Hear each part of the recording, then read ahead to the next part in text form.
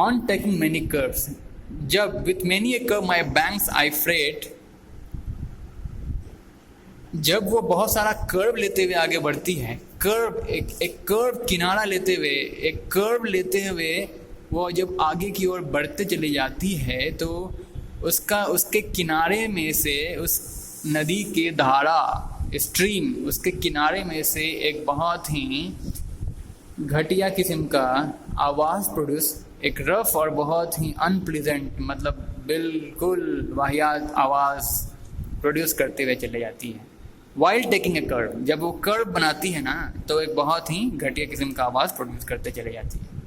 By many a field and fallow and many a fairy four land, और मैदानों से होते हुए बह जाती है। With many a curve my banks I freight, by many a field and follow. Follow, that means uncultivated land. एक ऐसी भूमि जिसे कि छोड़ दिया गया हो सॉइल के इम्प्रूवमेंट के लिए। अनकल्टिवेट मतलब इसमें कोई फसल वगैरह, खेती वगैरह नहीं की जाएगी, फसल उपजाया वगैरह नहीं जाएगा। इसे सॉइल की फर्टिलिटी के लिए, यानी कि सॉइल की, मिट्टी के इम्प्रूवमेंट के लिए छोड़ दिया जाता है। तो फॉलो को आप कह सकते हैं अनकल्टिवेटेड लैंड, अनउपजाऊ, अनकल्टिवेटेड लैंड जिस पर कि कोई भी क्रॉप्स, फसल की खेती नहीं की जाती है। समझ गए? उसे मिट्टी के इम्प्रूवमेंट के लिए छोड़ दिया जाता है। A farm land not use for growing crops but to improve the quality of soil, एक ऐसा फार्म लैंड जिस पर कि जिसे फसल को ग्रो करने के लिए इस्तेमाल नहीं किया जाता हो, फसल को उगाने के लिए, फसल की खेती के लिए नहीं इस्तेमाल किया जाता हो, बल्कि improve the quality of soil, मतलब मिट्टी के क्वालिटी को और बेहतरीन बनाने के लिए इस्तेमाल किया जाता है, उसे कहते हैं फैलो। तो उस फैलो से होते हुए भी वो बह जाती है। By meaning a field and fallow and meaning a fairy four land set with willow weed and wallow. तो देखिए यहाँ कवि साहब फील्ड को, उस लैंड को फेरी लैंड से तुलना किए हैं। It describe a land to be a fairy land. Fairy तो आप समझ रहे हैं आप लोग, परियों से भरा लैंड, एक ऐसा लैंड, एक ऐसा भूमि है, एक ऐसा मैदान जो कि परियों का मैदान माना जाता हो। यहाँ पे पोएट अल्फ्रेड टेनिसन साहब उस लैंड को किससे कंपेयर कर रहे हैं? परियों का लैंड। क्यों कर रहे हैं?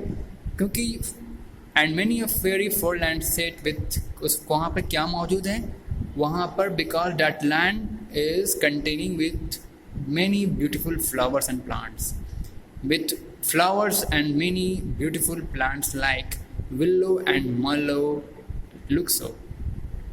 ठीक है? That's why the poet is comparing that land with fair, comparing that land as a fairy. परियों से भरा वो भूमि, परियों की भूमि से कम तुलना की जा रही है उस लैंड की। And many a fairy foreland set with willow, weed and mallow. Because why the poet comparing that land with fairy? Because that land containing with flowers and many beautiful plants like willow, weed and mallow. Willow, weed and mallow क्या है? एक plant है, बहुत सुंदर सुंदर plant हैं जो कि उस लैंड में मौजूद हैं। It is a type of plants. Willow, weed and mallow is a kind of beautiful plants that is generally found in that fairy land, according to the poet. तो and many a fairy foreland set with willow, weed and mallow, वहाँ से सब उन सारी सुंदर सुंदर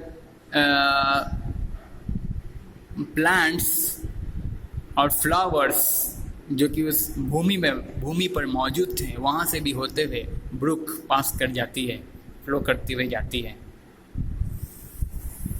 okay, I chattered as I flowed to join the brimming river again.